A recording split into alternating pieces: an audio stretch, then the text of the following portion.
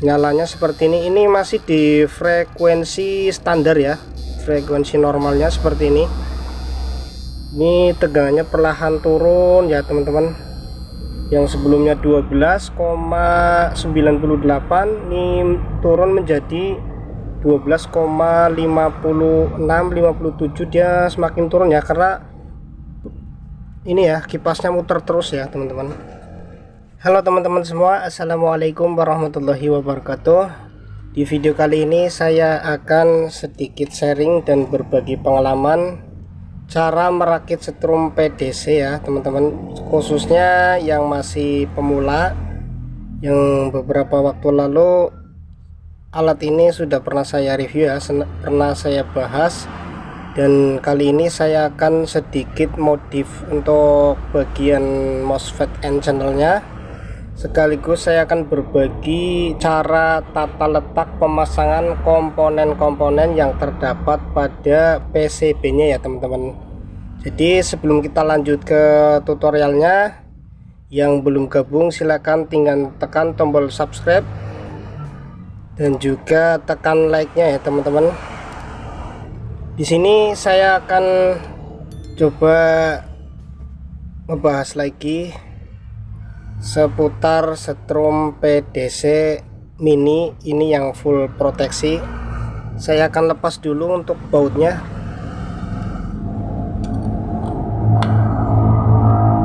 Jadi kemarin ada beberapa teman-teman dari YouTube yang bertanya cara pemasangan dan perakitan setrum PDC ini, yang teman-teman pernah membelinya di toko-toko online. Pasti teman-teman merasa bingung ya untuk merakitnya sendiri, cara pemasangan komponen-komponen yang terdapat pada setrum PDC ini ya. Ini bautnya sudah saya lepas dan saya balik. Saya lihat di bagian bawah PCB. Yang pertama untuk pemasangan MOSFET N channel ya teman-teman. Ini MOSFET N channelnya kebetulan sudah saya ganti dengan persamaannya ya teman-teman.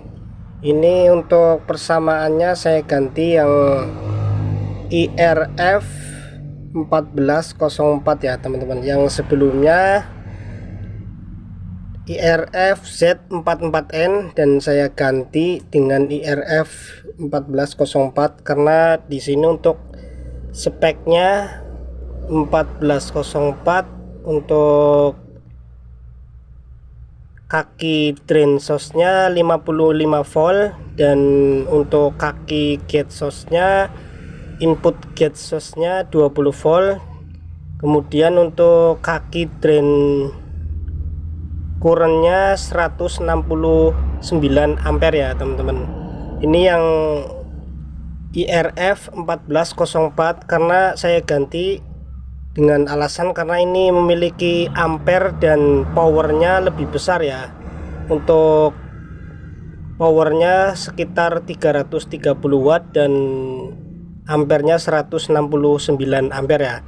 Dan kalau pakai yang IRF Z44N powernya sangat kecil ya teman-teman, sangat minim, sekitar 94 watt untuk powernya, dan untuk ampernya 49 ampere ya.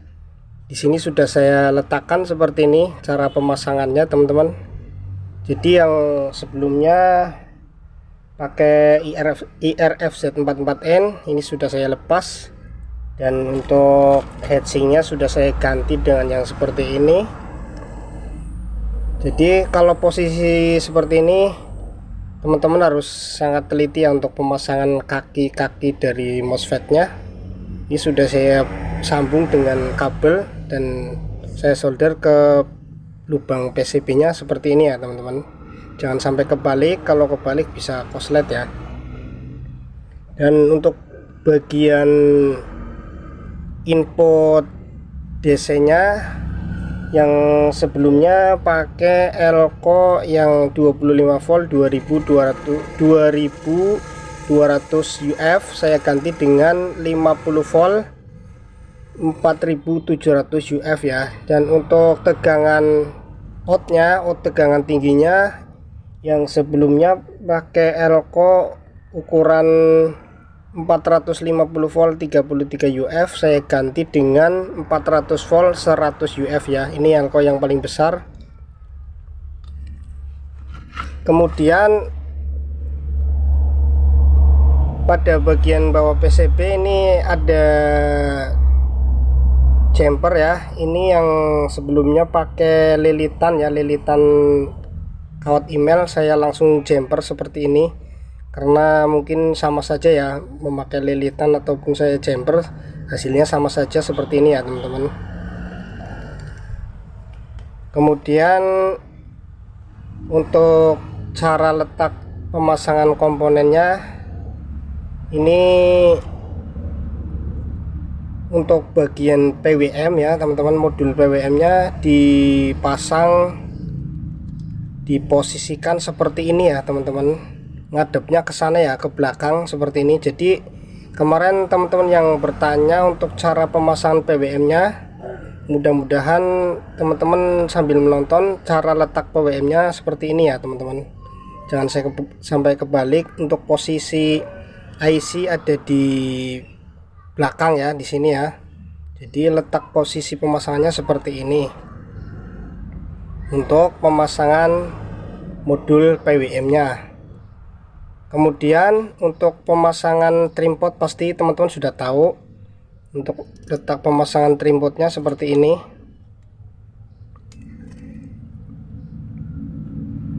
Selanjutnya yang paling sering teman-teman alami permasalahannya pemasangan trapo ferit ya teman-teman. Trapo ferit pasti teman-teman masih bingung cara pemasangan trapo feritnya. Untuk cara letak pemasangannya seperti ini teman-teman. Jadi untuk lilitan yang sebelahnya kanan kiri dia nyambungnya ke kaki drain ya, ke kaki drain yang terdapat pada PCB nya ini, nyambungnya ke kaki drain dari MOSFET N channelnya ya teman-teman. Ini yang sebelah sininya juga sama, ini langsung ke kaki drain. Jadi ini kaki gate, ini drain, ini source ya teman-teman. Jadi ini lilitan primernya, cara pemasangannya seperti ini ya. Pasti kalau teman-teman membelinya di toko online yang seperti punya saya ini, gambaran cara pemasangannya seperti ini. Dan selanjutnya untuk bagian sekunder, ini primer, ini sekunder. Untuk sekundernya nyambungnya ke kaki dioda ya teman-teman. Untuk bagian sekunder ke kaki dioda, sebenarnya nih kaki trapo feritnya ada 4 ya teman-teman, cuman saya potong jadi yang terhubung cuman 2 saja ya teman-teman. Untuk lubang pada PCB nya memang banyak nih, ada sekitar 5 lubang yang terdapat pada PCB, namun yang saya gunakan cuma 2 saja ya ini. Jadi ini langsung terhubung ke kaki dioda ya teman-teman, ke kaki dioda yang sebelah kanan. Ini yang sebelah kanan dia nyambung ke kaki dioda positif juga ya, ke kaki dioda positif, dia lambung ke sini ke positif dan negatif. Jadi ini kan seperti penyearah ya teman-teman. Ini kan tegangan AC disearahkan dengan dioda, dia nyambung ke positif dan negatif dioda yang sebelah kanan. Dan untuk sebelah kiri sama saja, dia nyambungnya ke kaki dioda juga. Dan ini nyambung ke sini positif dan negatif ya teman-teman. Jadi ini bagian primer nyambung ke kaki MOSFET N channel dan juga nyambung ke input tegangan DC 12 volt ya teman-teman, terutama ke jalur positif dari aki. dan untuk sekundernya nyambung ke bagian kaki dioda yang di sini. Jadi yang digunakan hanya 2 jalur saja ya teman-teman. Untuk bagian sekunder yang digunakan hanya 2 jalur saja ya. Yang kakinya sebelumnya kaki ada 4 dari trafo ini, saya potong, saya pergunakan hanya 2 saja pada bagian kaki paling pinggir sebelah kiri dan juga kaki yang di tengah ya ini. Jadi nanti bisa dililitkan kawat emailnya ke kaki yang bagian tengah dan kaki yang paling sebelah kiri teman-teman. Mungkin teman-teman sudah paham untuk cara pemasangan trafo ferritnya yang sudah saya jelaskan tadi. Bagian sekunder langsung ke dioda, tapi yang digunakan hanya 2 kaki saja ya, ini yang 2 ini, karena ini lilitannya saya lupa berapa lilit ya, saya nggak ingat-ingat. Dililitkan di kaki yang tengah, kemudian yang satunya di paling kiri ya, kaki paling kiri ini teman-teman. Untuk pemasangan ini memang harus sangat hati-hati, karena kalau ini pemasangan trafo ferritnya ini salah, nanti nggak bakal berfungsi ya, nggak bakal bekerja alatnya ini, dan juga pastinya nanti untuk MOSFET-nya akan jebol ya, akan koslet langsung. Untuk pemasangan komponen yang lain mungkin teman-teman sudah paham ya, antara pemasangan resistor kapur, kapasitor, kemudian untuk pemasangan lilitan spoolnya ini, yang ini kan cuma 2 jalur saja ya. Mungkin teman-teman sudah tahu nih, langsung terhubung ke kaki output tegangan tinggi ya teman-teman. Ini kaki ini dia langsung ke kaki tegangan tinggi spool ini nih, ini sama ini ya, langsung ke larinya ke kaki tegangan tinggi ya. Dan pemasangan untuk jalur drivernya ini, yang transistor yang 2 ini, mungkin teman-teman juga sudah paham posisinya seperti ini ya teman-teman. Yang menjadi kendala hanya untuk pemasangan PWM. PWM nya posisikan pemasangannya seperti ini, di bagian IC ada di belakang, dan untuk bagian pemasangan trafo ferritnya pemasangannya seperti ini. Mungkin sampai di sini teman-teman sudah paham, sudah jelas. Bila masih bingung, teman-teman bisa tanyakan di kolom komentar. Cara letak pemasangannya seperti ini ya, karena ini saya belum tes untuk pergantian MOSFET N channelnya. Ini saya pakai yang sudah saya jelaskan, powernya 330 watt, untuk frekuensinya sekitar 10 hingga 60 kHz ya, dan untuk ampernya sekitar 169 ampere nih, IRF 1404 ya. Ini harganya sangat murah, saya beli yang biasa ini sekitar 5 ribuan sebijinya ya teman-teman. Sekarang saya akan mau coba tes langsung ke kaki, saya tancepin untuk melihat berfungsi apa tidak alatnya ini. Saya ganti elko, kemudian saya ubah, saya ganti bagian MOSFET N channelnya ya teman-teman. Sekaligus saya mau mengetahui untuk tegangan aki kalau kita pergunakan alat ini. Di sini tegangan aki terbaca 12,98 ya. Ketika saya menyalakan dengan beban lampu, maka tegangannya akan turun drastis apa tidak ya teman-teman.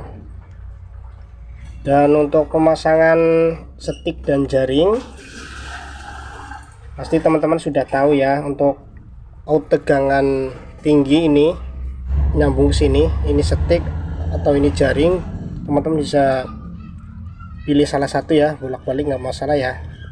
Kemudian atau ini potensionya.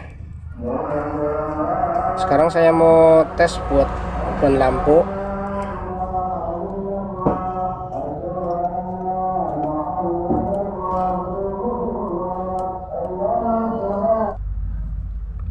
Ini negatif ya teman-teman, jangan sampai kebalik. Ini saya kemarin untuk input DC diodenya ya, untuk pengaman polaritasnya saya lepas diodenya, jadi kalau kebalik nanti bisa korslet langsung ya. Kita lihat bareng-bareng seperti apa ya ini hasilnya setelah pergantian 2 buah elko dan juga MOSFET N channel yang powernya sekitar 330 watt ya teman-teman. Untuk beban lampu pijarnya ini yang 100 watt yang biasa saya pergunakan ya teman-teman untuk pengetesan. Jadi untuk akinya untuk ini kipasnya juga sudah saya ubah yang seperti semula, jadi kalau kita tancepin kaki dia langsung muter ya, kipasnya langsung muter ini. Oke teman-teman, kita lihat, perhatikan bareng-bareng. Ini kipasnya langsung muter teman-teman, jadi tegangannya turun ya, perlahan turun jadi 12,93 seperti ini. Ini saklarnya yang biasa saya pergunakan ya. Nyalanya seperti ini masih di frekuensi standar ya, frekuensi normalnya seperti ini. Ini tegangannya perlahan turun ya teman-teman, yang sebelumnya 12,98 ini turun menjadi 12,56-57. dia semakin turun ya, karena ini ya kipasnya muter terus ya teman-teman.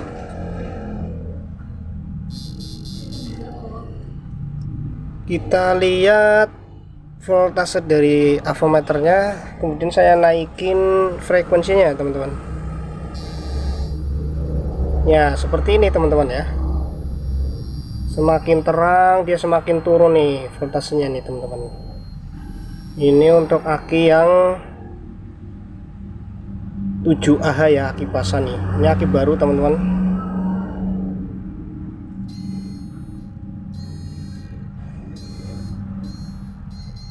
Untuk suaranya berbeda ya, sedikit berbeda ya, ini lebih halus suaranya teman-teman.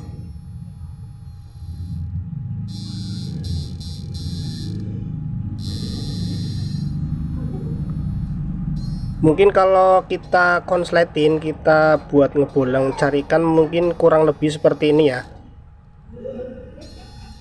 Jadi untuk voltase dari tegangan aki nggak begitu turun drastis ya, masih di standarnya, masih normal di 12 volt ya teman-teman.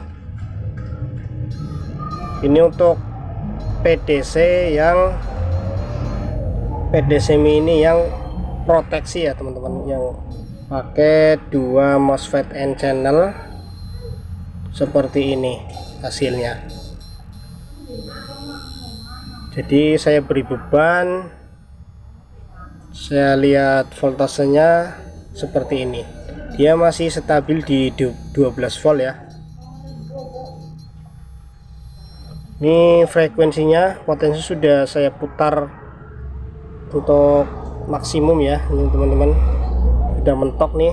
Saya putar ke kanan untuk nyala bohlam lampu 100 watt seperti ini.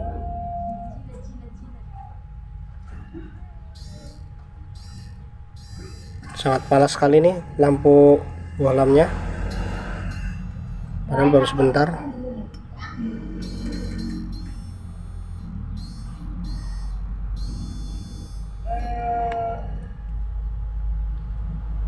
Untuk MOSFET-nya sama sekali nggak panas ya teman-teman, hangat pun tidak ya.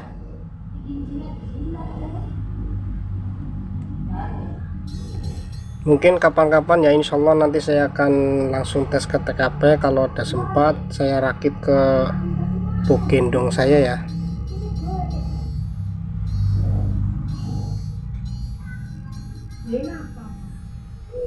Jadi untuk pergantian MOSFET N channel dan dua buah elko ini nggak berpengaruh ya, nggak berpengaruh, malah lebih sedikit irit ya teman-teman. Untuk tegangan akinya dia masih standar, masih stabil di 12 volt ya, 12,68, yang sebelumnya 12,98 ya. Hanya beberapa volt saja ya yang terkuras ya teman-teman. Mungkin sampai di sini dulu, mudah-mudahan menjadi tambahan ilmu pelajaran buat teman-teman streamer mania semua mengenai cara perakitan, pemasangan, letak komponen-komponen pada setrum PDC2 MOSFET ini. Kemudian saya sudah ganti untuk pergantian MOSFET N channelnya. Ini tegangannya masih stabil ya di 12 volt teman-teman. Bila menurut teman-teman video ini sangat bermanfaat, jangan lupa tinggalkan like dan subscribe-nya ya teman-teman. Sampai ketemu di video saya selanjutnya. Terima kasih sudah menonton. Wassalamualaikum warahmatullahi wabarakatuh. Salam satu hobi.